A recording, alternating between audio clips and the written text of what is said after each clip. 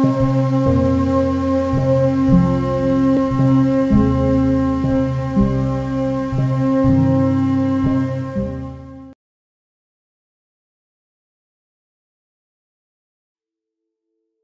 the next 35 minutes, I would like you to focus your mind on the words which I am going to share with you today.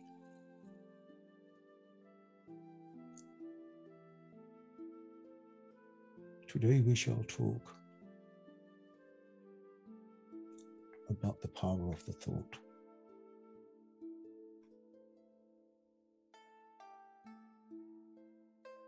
In the Bible,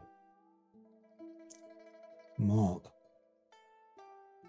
chapter 7, verses 20 to 23. What comes out of a person is what defiles them. For it is from within, out of a person's heart, that evil thoughts come. Sexual immorality, theft, murder, adultery, greed, malice, deceit, lewdness, envy, slander, arrogance, and folly, and many, many other thoughts. All these thoughts come from inside and they defile a person. Gautama Buddha said, there is nothing so disobedient as an undisciplined mind, and there is nothing so obedient as a disciplined mind. In the Guru Granth Sahib, it says, Sob Chintana Govind Ramana Nirmala Sadhu Sangha. Bless me with sublime thoughts and divine contemplation in the company of the immaculate Sangat of the Saint, O Lord.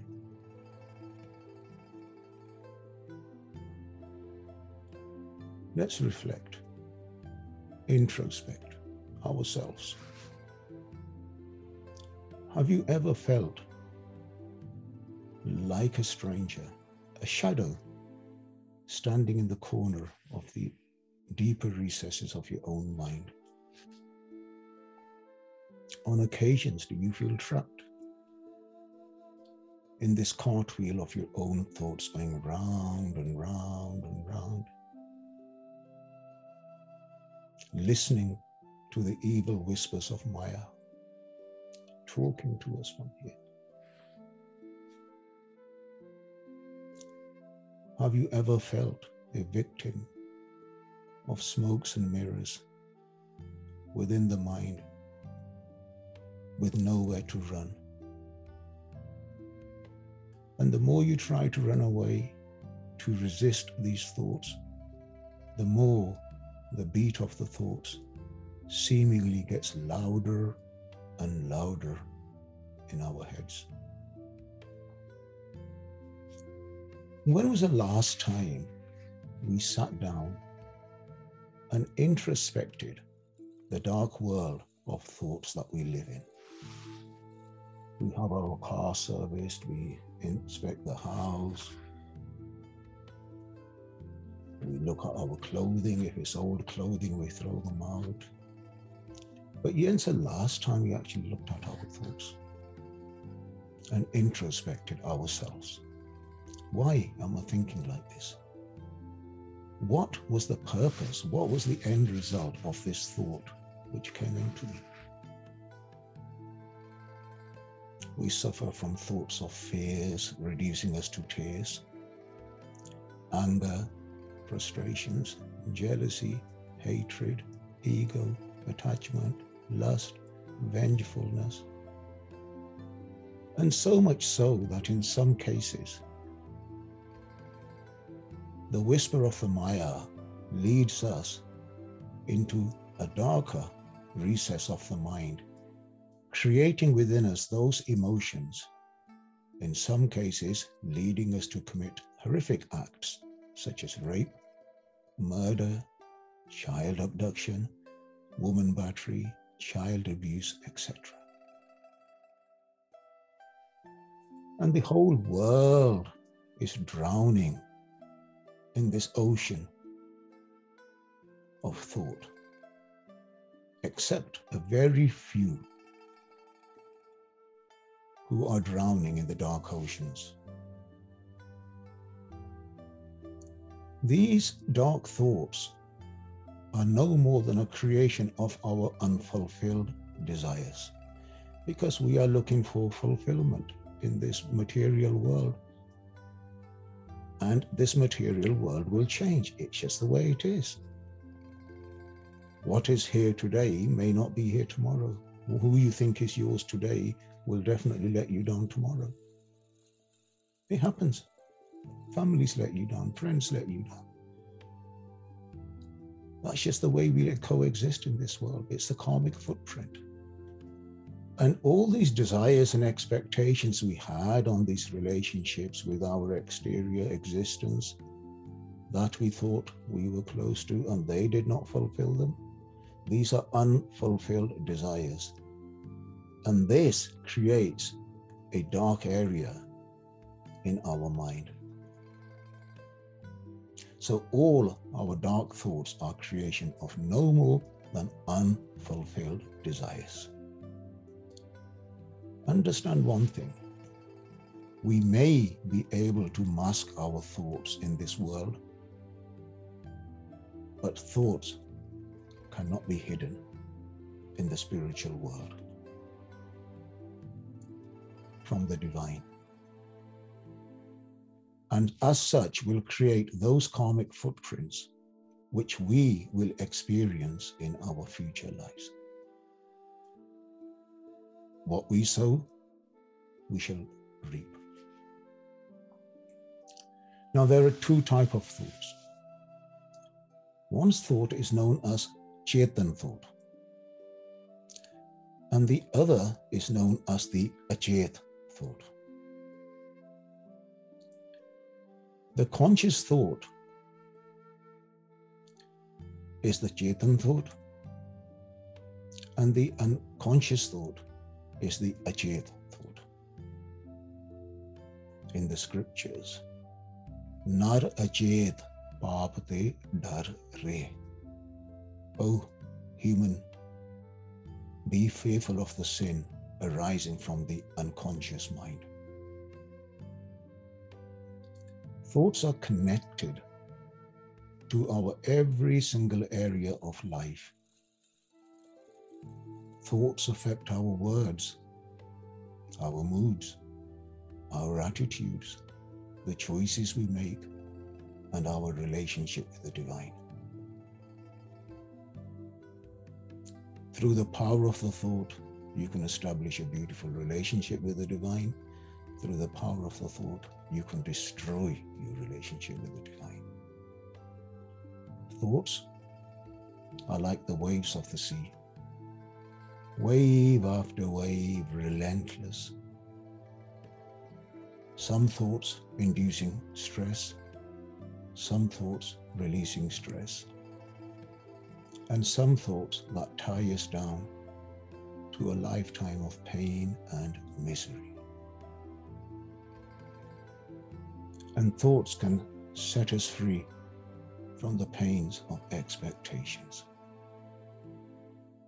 We sit in meditation, and as we try to concentrate on the Shabd Mantra, the floodgate of thoughts open. And the more we try to concentrate, the more rampant the thought becomes. The more we try to control them, the more chaos they create within us. The more we try to bring them into the moment, the more deeper they travel into the past. Please understand that just as our thoughts are, so will our hearts become. Only if we allow ourselves to be crafted in the word of the divine, in the Sangat of the preordained, can we renew our mind. And the more peace and harmony will enter our lives. So what are thoughts? Where do they arise from? What impact do they have on our relationship with our loved ones, in society, and with the divine? What can we do to lessen the grip of these damaging thoughts? First, let us understand the relationship between the brain, our consciousness, the intellect, and the environment. Brain is simply an organ of relentless thoughts. 24 hours a day, it produces one thought after another. Where do these thoughts come from? These thoughts arise the brain when it's penetrated by the experiences of the outer world through our sensory organs, our eyes and our ears, etc. As such, will influence those thoughts, which will also leave traces in our subconscious mind. Constantly, our subconscious heart becomes a storehouse of the thought. And when a certain situation occurs, those thoughts that we had forgotten about rises up with vengeance, giving rise to emotions and flashbacks, shattering our peace of mind. And although one day when we pass away, the brain organ will die, but the conscious thought will exist. So here's another teaching we need to understand. This concept is known as Gurmat and Man-mat. So what is Mat? Mat is that defined intellect that was meant to decipher our thoughts between good and bad before they leave a trace in our consciousness. Therefore, Mat is also known as the filter of the conscience. The driving force of the Mat is interpreted in two ways, one of two ways. One by the mind, known as Man-mat, meaning the intellect of the mind. The other, Gurmat, meaning that interpretation driven by the Guru intellect. Please understand one thing. If the mind is driven by Man-mat, then the outcome of our actions will be always posturing towards the me, my way, my understanding, ego, aggression, anger, jealousy. Why? Because over the many reincarnations, our Mat, our intellect, has been polluted by the influence of Maya. And that Mat, which was once pure, is now polluted, has become impure. Consequently, we have been distant from the word of the divine and the Sangat of the pious.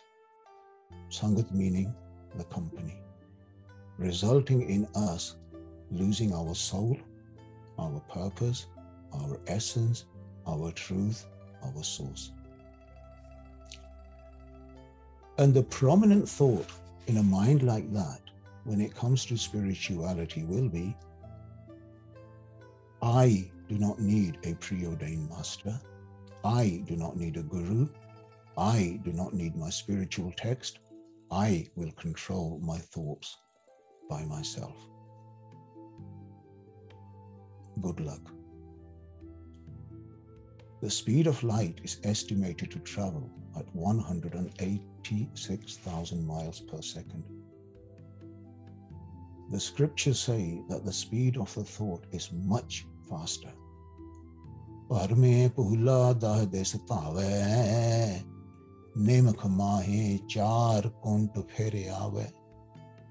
The speed of the thought is such that in an instant, the mind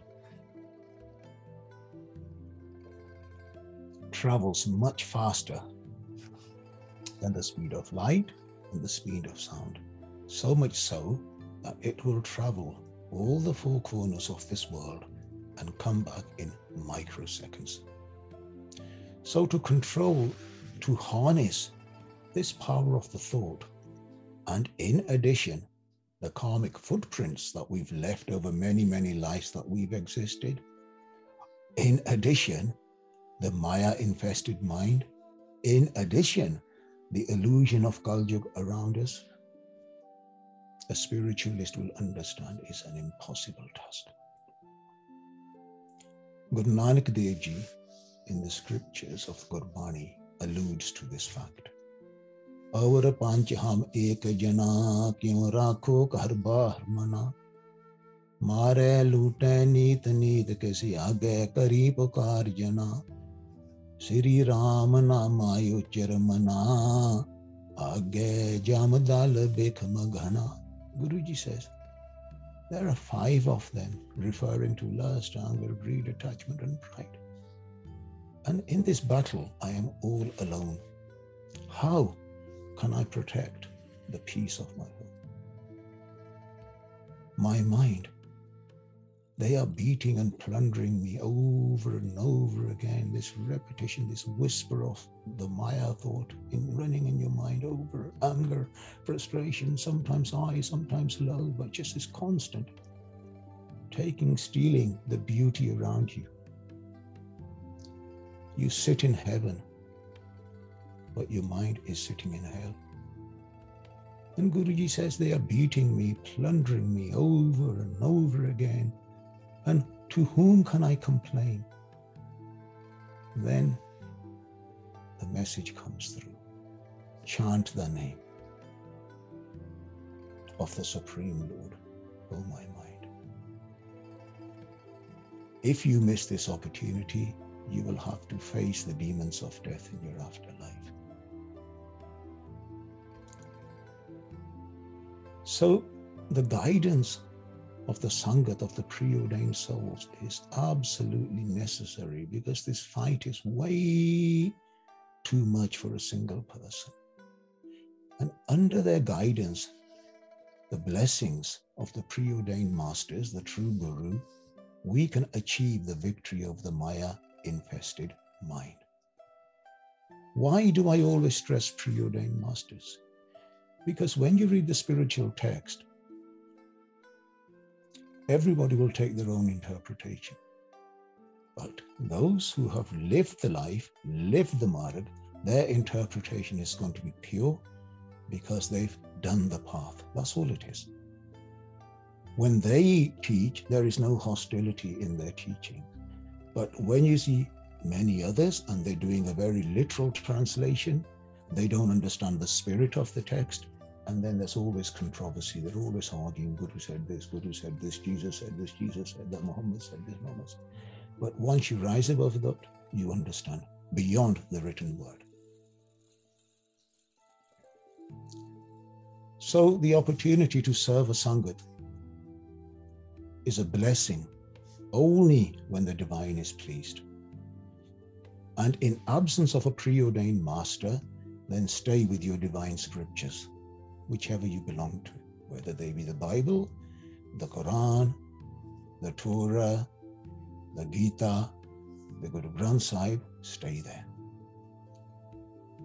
When you spend time with a true preordained saint, slowly, with each breath you spend in that company, your heart will begin to fill up from the fountain of their love. Not your love, their love. And as you begin to walk hand in hand, you walk step in step. Sant ka marg dharm ki paudi. The way of the sadhu is the spiritual ladder on which you climb towards your higher consciousness.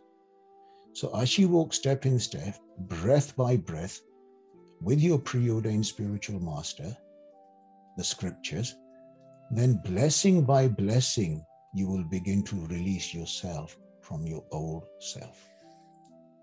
However, be warned. We live in the dark age. You will find spiritual masters all over the internet. In every corner, in every city, in every country, there's a spiritual shop. They're selling you peace, happiness, they're selling you joy, and yet they themselves are completely unhappy. But they're selling you this happiness. They are lost themselves, but they're giving you this peace of heaven. They're promising you enlightenment, promising you emancipation. Keep away. Because true message of God is not bought by money. It's a love, exchange of love. The true master will observe you, your actions and your thoughts. They will want nothing from you.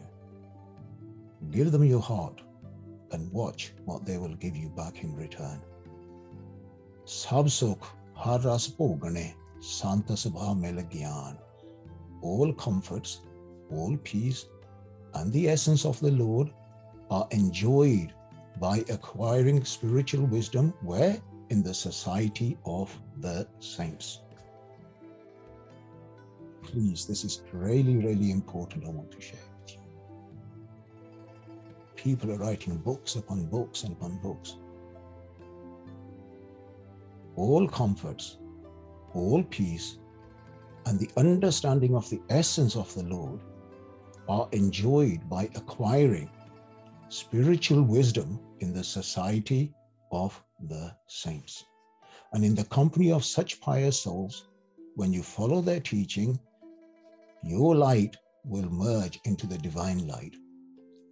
Your intuitive consciousness will eventually merge into the divine consciousness. They will realign your thoughts if they ever lose the spiritual frequency.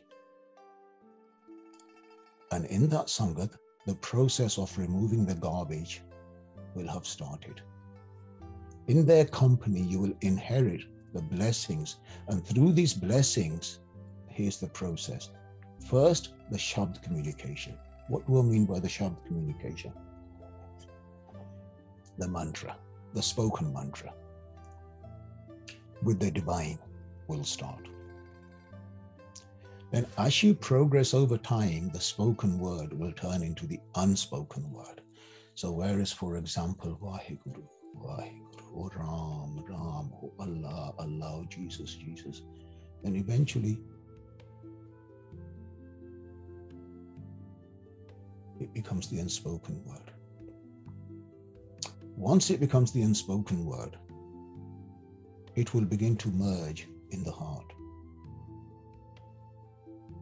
And once it merges into the heart, it will emerge out of the heart. How? As a frequency. Ton. A resonance of the Shabd will start to vibrate within you. And as the frequency of the Shabd becomes stronger and stronger, the power of this resonance will begin to burn away the Maya of the mind. They will burn your karma. They will renew your destiny. They will make you reborn again as an awakened soul. But carry on repeating the Shabd infinite times, over and over again. Simara, Simara, Naam, Barambar. Stay in the Sangat and do Seva. And in this way, the devotee and the Guru will become one. Har jana doi ek hai, beb bichar kach nahe, jalte upaj tarang jiyon, jal hi bikhe samahe. Like the wave of the ocean goes back into the ocean, so will the devotee go back into the divine. The evening was about to set. The Sangat was in attendance, listening to the divine words of the 10th Guru, Guru Gobind Singh Ji. A couple walked into the Darbar with a young child. The father's name was Gurmukh Singh from Peshawar. After asking permission from Guruji, they spent some time in the service of Guruji, stayed there, serving langar, free food to the Sangat, wiping the floors after the Darbar, washing the dishes of the Sangat. One day Guruji walked by and noticed this young lad serving food to the Sangat. Much love and dedication. Guruji approached the young child and asked, "Son, what is your name?" The young child replied, "Guruji, my name is Yoga." Then Guruji asked, "Infant, for whom are you worthy?" Yoga means to be worthy of, yoga. And Guruji said, "Infant, for whom are you worthy, son?" And the child replied, "I am worthy of you." Guruji smiled, "Son, if you are worthy for me, then I am worthy of you." He gave an embrace to Yoga and walked off. Soon the time came for the parents to leave and go back to the village from where they had come. As they approached Guruji to ask for permission to leave, Guruji asked if they could leave Yoga behind in Seva. The parents agreed and left back to Peshawar. Yoga soon became a trustworthy devotee of Guruji, and over the coming months, Yoga learned much about the path of spirituality. Eventually, Yoga came to a marriageable age, and his parents came to Guruji asking permission if they could take Yoga away to get him married. Guruji gave permission on the proviso that after the wedding or whenever Guruji summons Yoga, he should immediately return. The day came for Yoga's marriage. The house was full of laughter and joy, plentiful food, music. And Yoga sat down for his lama, his nuptials. During his second lam, and the lam is basically you go around the Holy Guru Granth Sahib and you do this 4 times. Yeah. And on his second lam, a disciple of Guru Gobind Singh Ji walks up to Yoga and hand him a handwritten note. All the guests were surprised. By Yoga, now he's sitting on his second lam. He took the note and he opened it. On the note it said, "Yoga, once you read this note, I want you to immediately proceed back to Anandpur Sahib." Without thinking twice, Yoga abruptly gets up and leaves his marriage ceremony, following Guruji's directives. As he was making his way back, a sense, a little thought, a little thought germinated in his mind.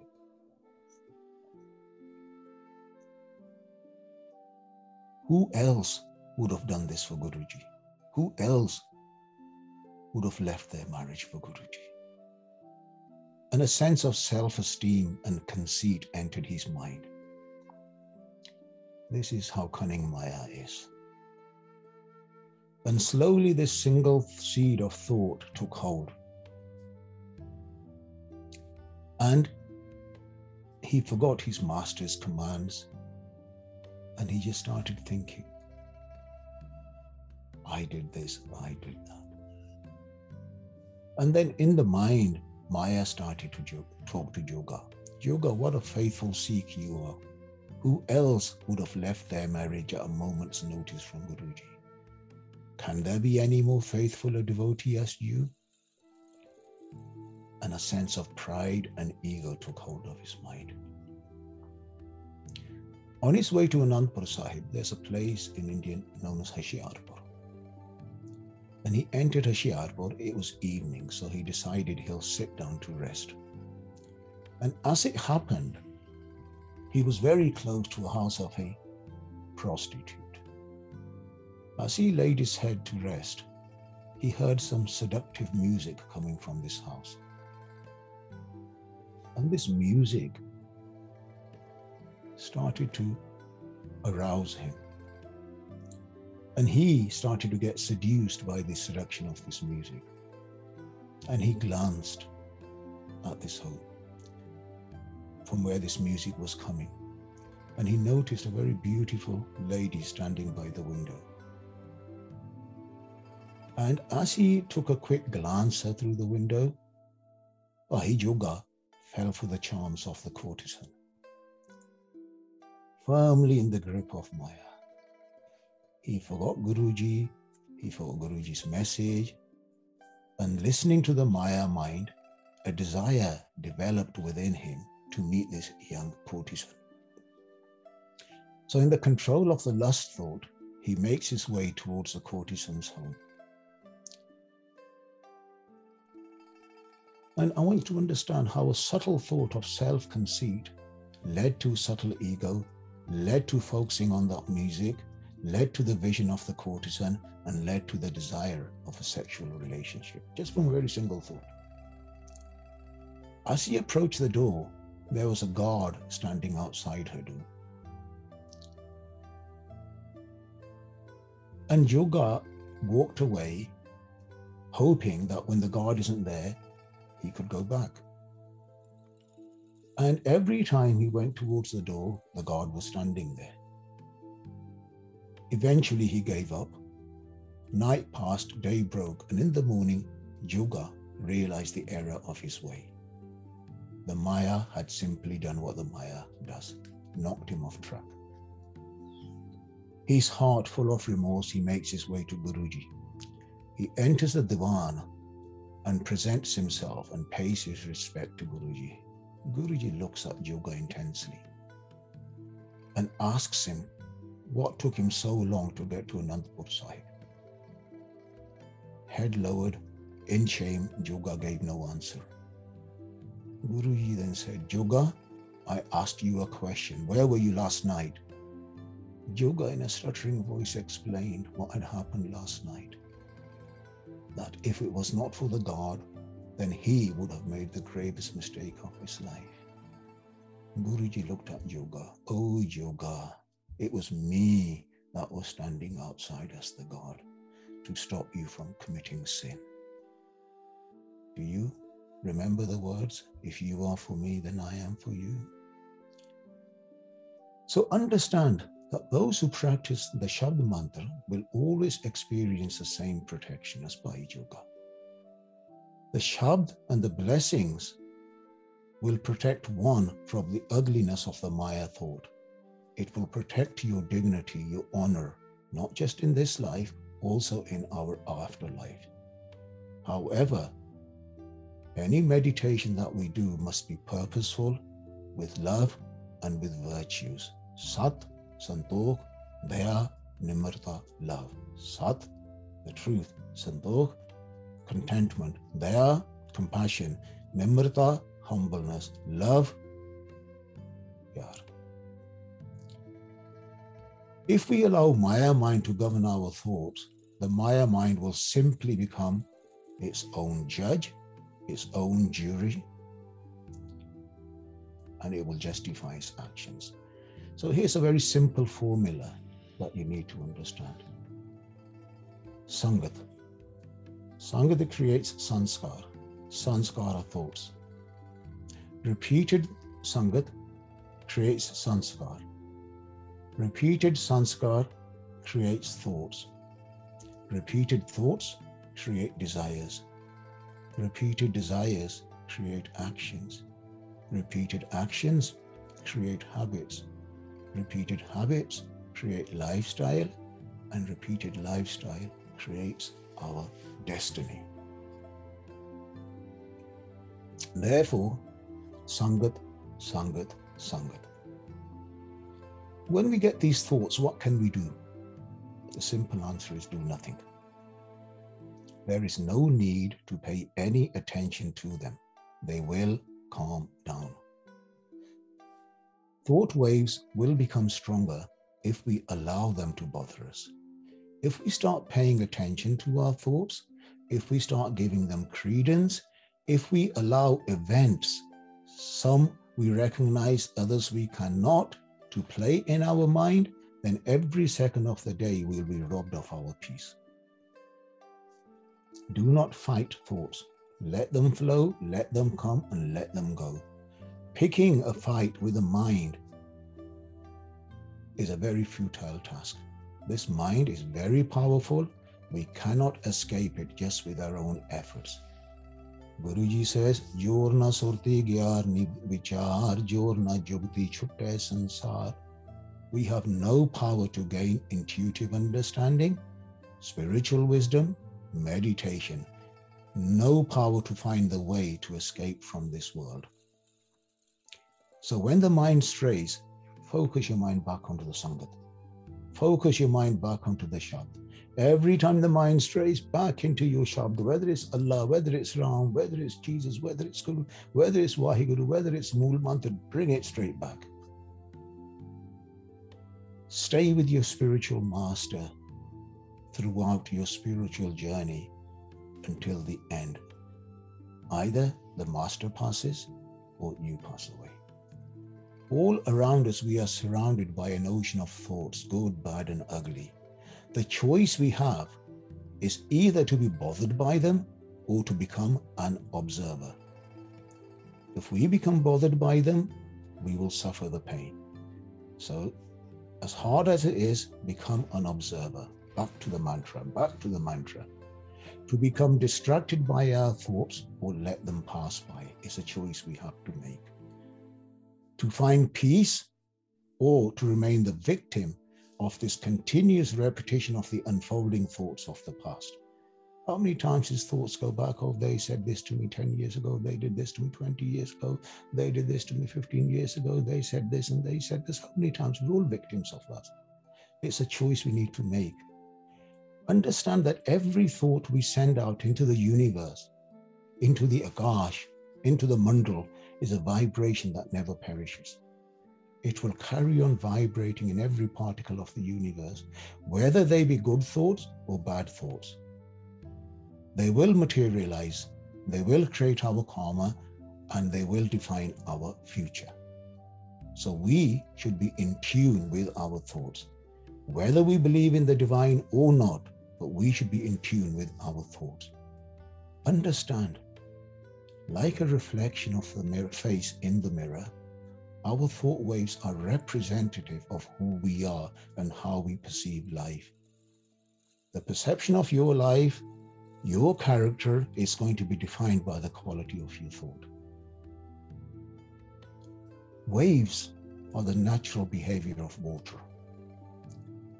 Similarly, the brain, the conscience, and the subconscious mind are all connected. They all work in a similar way. And thoughts are an amplification of the conscious and the subconscious mind. Now, the conscious mind, again, being the Chetan mind, and the subconscious mind known as the Achet mind. The essence of the mind is like the sun. Mantum Jyota Swarupa hai. Thoughts are like the rays of the sun. The essence is pure, but the rays will come and go. Therefore, do not lose yourself in the ray of your thoughts. Learn to stay in the essence. The discipline of the mind is a process of inward, contemplative transformation, introspecting yourself through meditation. Why am I thinking like this? Where does this thought come from? What can I do? Why am I thinking about this? Not they did this and they did that and they did this. No, why am I responding in this way? But for you to first do that, you have to understand the structure. What structure? The relationship of the mind to its external surroundings. What is your relationship with your external surroundings? What is this structure that you have around you? Once you have recognized this structure, then in the Sangat of the divine souls, start this slow process to discipline, to control the mind. Manvas ave nanaka, the mind can be controlled jab puran kirpa hoye, when the divine blesses you. Start slowly to disassociate with those things which are creating pain for you. Don't hold on to them. Don't. Do not let history repeat itself over and over again. and start freeing the mind from its entanglements from the external phenomena. This external phenomena that we see is not here forever. It's going to go. It's an illusion. So do not get tangled up with it. Live in it, but like a lotus flower. Enjoy, drive nice cars, have big homes, enjoy your holidays, but don't get lost in them. And in this way, you will elevate from a lower state of consciousness to your higher state. And as you rise above the three gunas of Rajguna, Tamguna, and Satguna, you will find that as you rise, so will your thought rise from the Maya to the purity of the divine. God bless you all. Find Sangat of the divine. Make sure that you introspect, look at yourself. You will find a beautiful, beautiful path for yourself. Bless you all. Bless you all.